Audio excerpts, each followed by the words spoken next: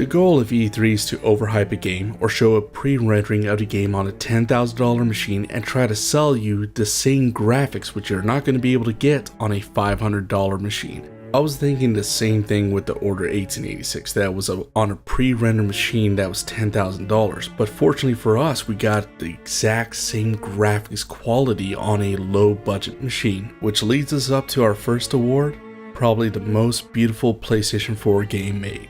I'm fully aware of other games like Naughty Dog's Last of Us and tons of other titles that definitely does a great graphical job, but this one, it feels like it pushes it to the limit. It's absolutely gorgeous on every single corner. Looking at the skyline, the whole city feels alive.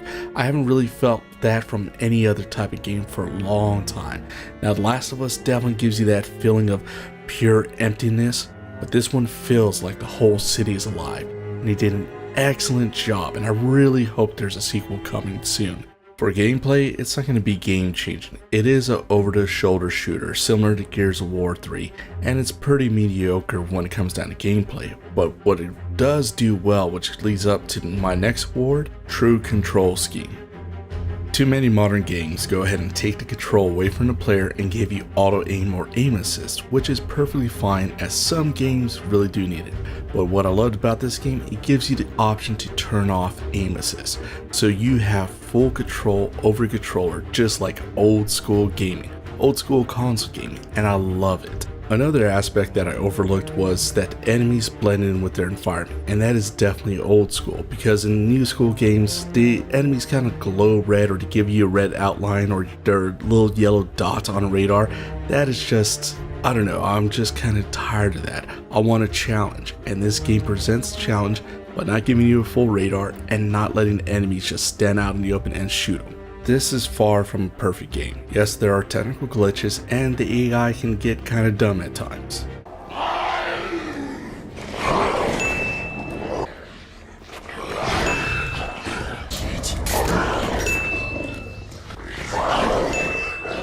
But what's a real saving grace is the voice acting and the storyline. Check out this clip.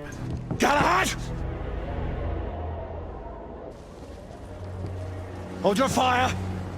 There's no time, Percival! We have to stop him! Trust me, Grayson.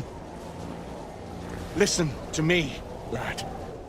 Stand down.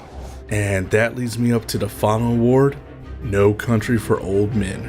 A very typical storytelling element is to have the protagonists young or impressionable, where they're going to grow with the player, and as you play on, you'll get attached to the protagonist. The Order 1886 takes it from a totally different approach. Instead of starting you off with a young individual to build up on and to like, no, this person's already refined, he already knows who he is, he doesn't need to prove anything to anyone, himself, or even the player. This game is similar to watching Return of the Jedi without watching any of the other previous Star Wars movies. You know Luke is a great Jedi, but you don't know how he got there, and the same thing with Galahad, as you know that he's a great troop, but you don't know how he got into the Order or how he solidified his position. So you're basically along for the ride with Galahad doing some gun-ho stuff and finding out more about the world that he's living in and some of the betrayals. Not to give any spoilers on it, but there are some really twisted endings on this, and that's what I love about this game. Now I do have to note that this game is single player only, there's no multiplayer, and it's totally groovy in my book, man. This game gives my 2 thumbs up, and if you see it for about $10 to $20, pick it up. You're not going to regret it, and I loved it all the way through. Well, that's all I have to say about this game. I really enjoyed it. Hope to see you on the next review. Till then, see ya.